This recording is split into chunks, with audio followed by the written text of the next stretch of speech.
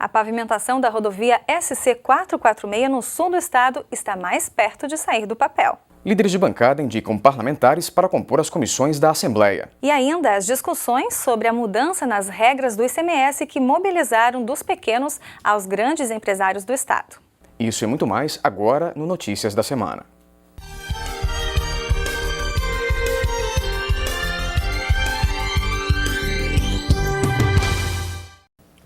A discussão sobre a mudança nas regras do ICMS para pequenas e médias empresas do Estado optantes do Simples movimentou a Assembleia Legislativa esta semana. Foi durante uma reunião promovida pela Frente Parlamentar do Comércio Varejista. Mais de 600 pessoas lotaram o auditório Antonieta de Barros para pedir a revogação do decreto estadual que alterou as normas. A boa notícia é que o secretário da Fazenda considera a possibilidade de um acordo.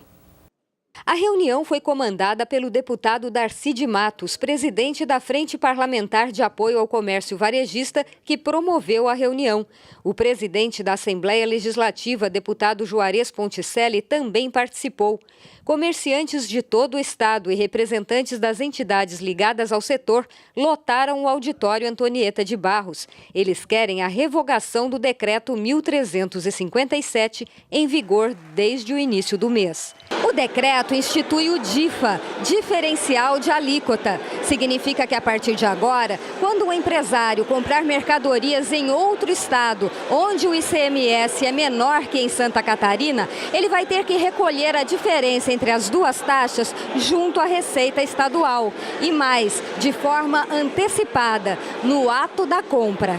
Para os empresários que optaram pelo regime do Simples Nacional, a medida representa aumento de tributação.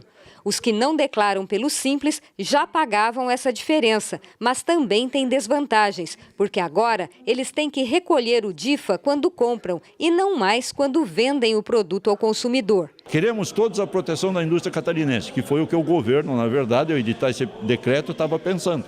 Mas, infelizmente, a nosso ver e o que os nossos técnicos, nos levantamentos todos fizeram, é que ela é prejudicial, principalmente ao optante do Simples. Nós somos favoráveis à equalização dos impostos em relação aos outros estados. Essa poderia ser uma grande proposta ao estado de Santa Catarina. Vocês querem a revogação? Sem dúvida nenhuma, a revogação do projeto, do decreto, aliás, que é extremamente prejudicial a todos os empresários, inclusive os empresários da indústria também, que estarão pagando mais impostos quando comprarem em outros estados que não o Santa Catarina. A intenção do governo do estado ao editar o decreto foi estimular a compra de produtos da indústria catarinense, mas os empresários alegam que isso não é possível. Este comerciante de Joinville tem uma loja de calçados e compra mais de 80% da mercadoria em outros estados por exigência do consumidor. Ele garante que o aumento de impostos é muito maior que a diferença de 5% a ser paga a partir de agora. Se você colocar que você compra em torno de 3 milhões a 4, 5 milhões fora do estado, você coloca 5% em cima desse valor, você vai estar atingindo de 20 a 30 do faturamento que você paga no ano. Então, por isso que ele 5%, se fosse sobre o faturamento do que você paga, a gente pode negociar com o governo.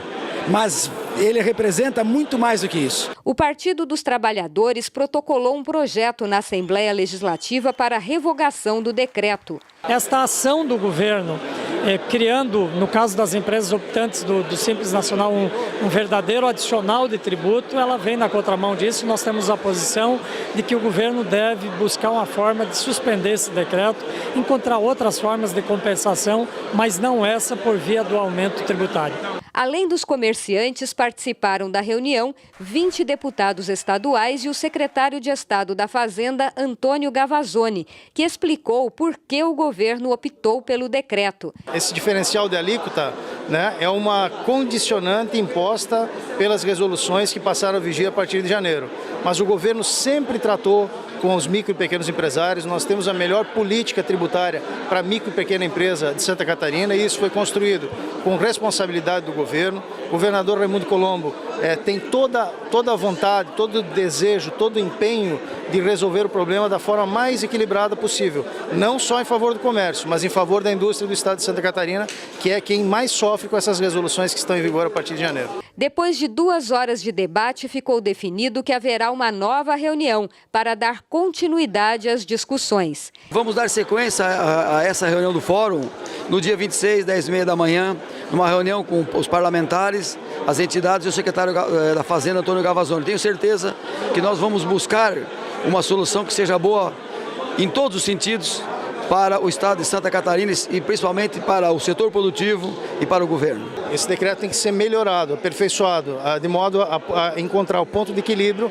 entre a proteção da indústria do estado de Santa Catarina em função da redução das alíquotas impostas pela resolução federal e encontrar também o ponto de equilíbrio em favor do comércio de Santa Catarina. Esse processo de diálogo foi iniciado e bem exercitado hoje. Eu não tenho dúvida de que o secretário Gavazzoni, pelas experiências anteriores, que já demonstrou ter competência no diálogo e na construção, vai fazer isso com a nossa participação da Assembleia, como fizemos no marco, no início desse diálogo. Falando em governo, o Executivo Estadual enviou esta semana à Assembleia Legislativa o projeto de lei complementar que reajusta o salário do Magistério Público Estadual. A matéria foi protocolada na última quarta-feira. Os novos valores do vencimento são destinados para os cargos de carreira dos membros do Magistério Público Estadual, ativos e inativos, com regime de 40 horas semanais.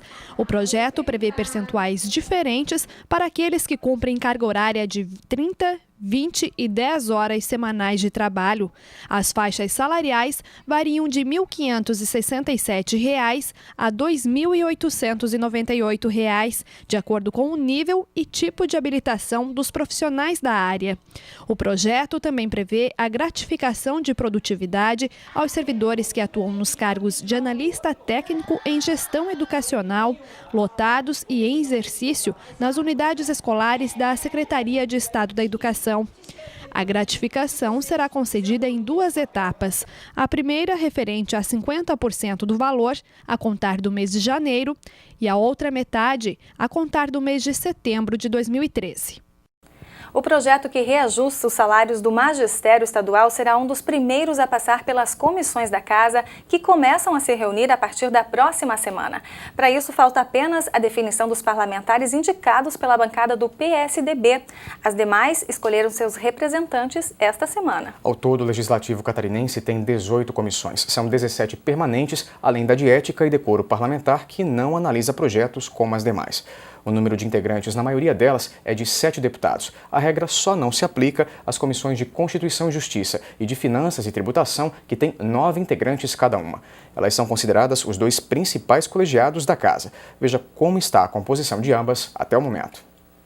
Os parlamentares indicados para compor a CCJ são Mauro de Nadal e Edson Andrino, do PMDB, Ana Paula Lima e Dirceu Dresch, do PT, Narciso Parisotto, do PTB, Jean Kuhlmann e José Neyascari, do PSD, e Silvio Drevek, do PP. Já para a Comissão de Finanças e Tributação, os nomes escolhidos foram os dos deputados Aldo Schneider e Antônio Aguiar, do PMDB, Neudi Sareta e Luciane Carminati, do PT, Ângela Albino, do PCdoB, Darcy de Matos e Maurício Skudlark, do PSD, e Valmir Comim, do PP. Depois do intervalo, você continua conferindo a nominata dos parlamentares indicados para compor as comissões da Casa. E ainda as tratativas para a pavimentação da SC 446 no sul do estado. A obra está mais perto de sair do papel.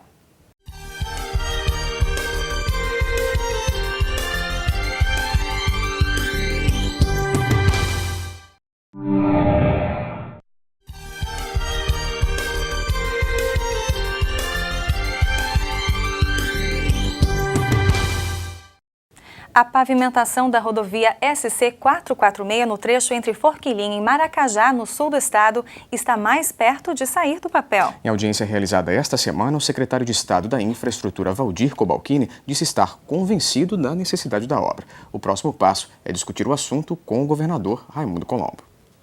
depois de parabenizar a iniciativa dos parlamentares do sul do estado, que montaram uma ação conjunta em favor do desenvolvimento desta região, o secretário de Estado de Infraestrutura, Valdir Cobalcini, reconheceu a importância da pavimentação da rodovia Jacob Vestro, que liga os municípios de Forquilinha e Maracajá.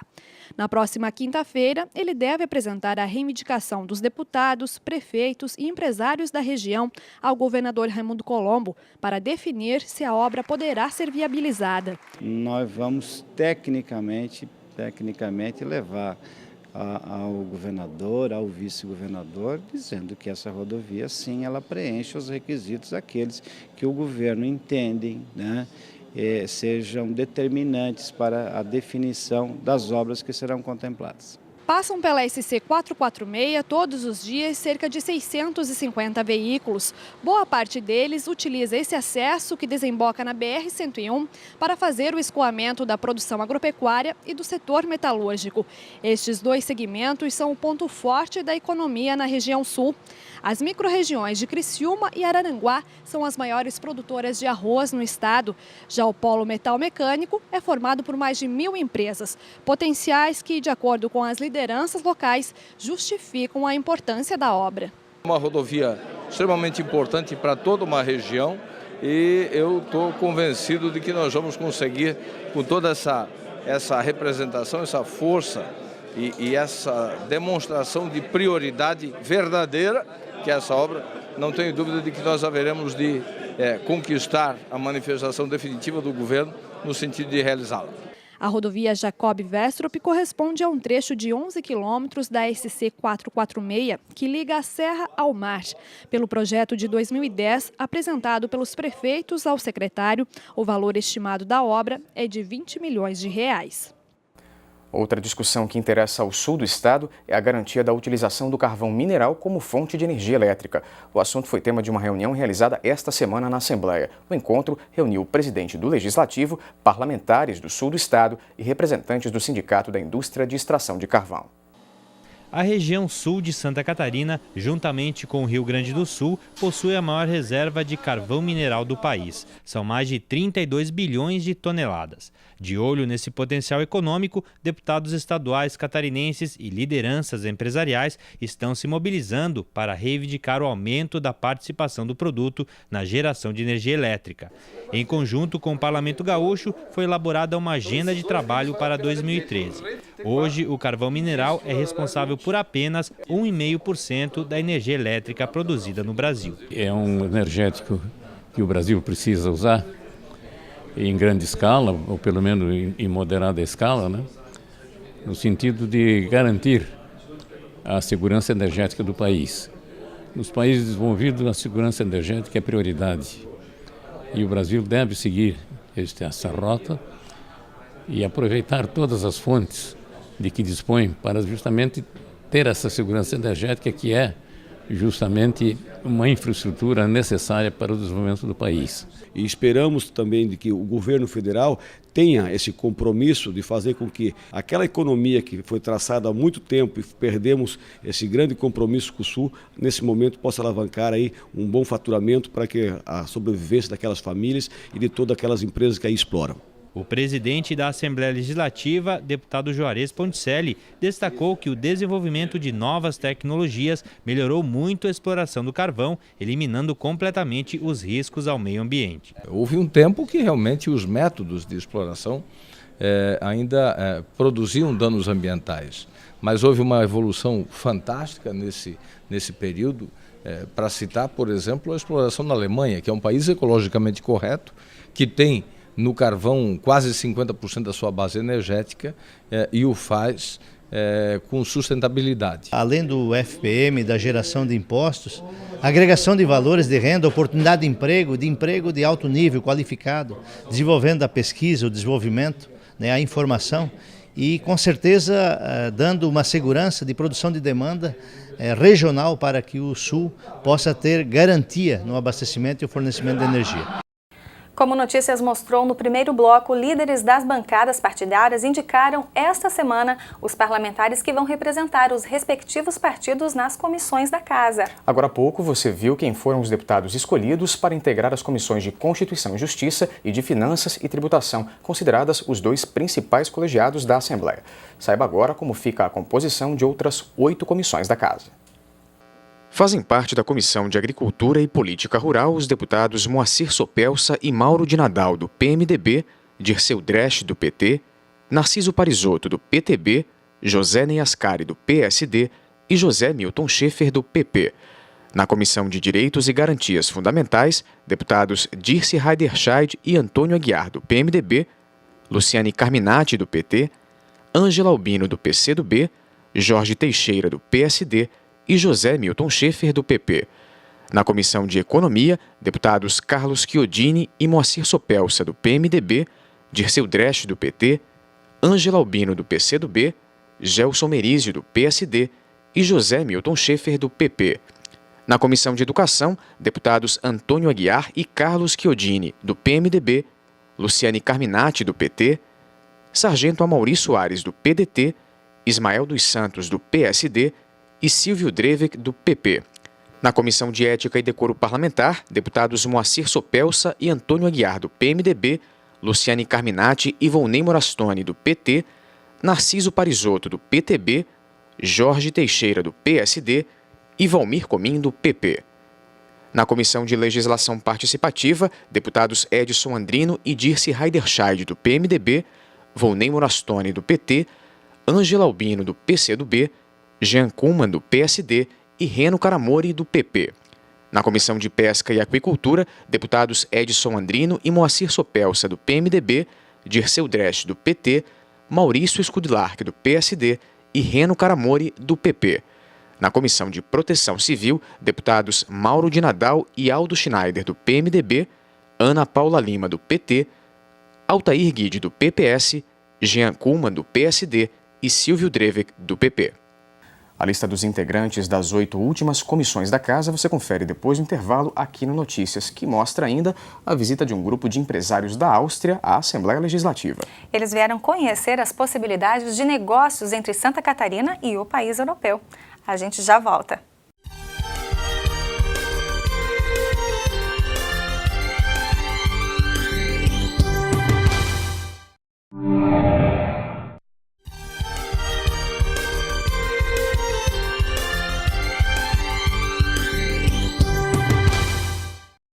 Notícias da Semana está de volta e continua mostrando a lista de deputados indicados pelas respectivas bancadas para compor as comissões da Casa. 10 já foram apresentadas. Veja agora como está a lista das 8 comissões restantes. Fazem parte da comissão do Mercosul os deputados Aldo Schneider e Edson Andrino, do PMDB, Neudi Sareta, do PT, Maurício Scudilarc, do PSD e Silvio Drevek, do PP. Na Comissão de Saúde, deputados Antônio Aguiar e Mauro de Nadal, do PMDB, Volney Morastone, do PT, Sargento Amaury Soares, do PDT, Jorge Teixeira, do PSD e José Milton Schaeffer, do PP. Na Comissão de Segurança Pública, deputados Antônio Aguiar e Carlos Chiodini, do PMDB, Ana Paula Lima, do PT, Sargento Amaury Soares, do PDT, Maurício Scudilarc, do PSD e Reno Caramori, do PP. Na Comissão de Trabalho, deputados Aldo Schneider e Mauro de Nadal, do PMDB, Dirceu Dresch, do PT, Ângela Albino, do PCdoB, Ciro Rosa, do PSD e Silvio Drevek, do PP. Na Comissão de Transportes, deputados Carlos Chiodini e Aldo Schneider, do PMDB, Volney Morastone, do PT, Darcy de Matos, do PSD e Reno Caramori, do PP. Na Comissão de Turismo e Meio Ambiente, deputados Dirce Heiderscheid e Edson Andrino, do PMDB, Neudi Sareta, do PT, Altair Guide, do PPS, Ciro Rosa, do PSD e Valmir Comim, do PP.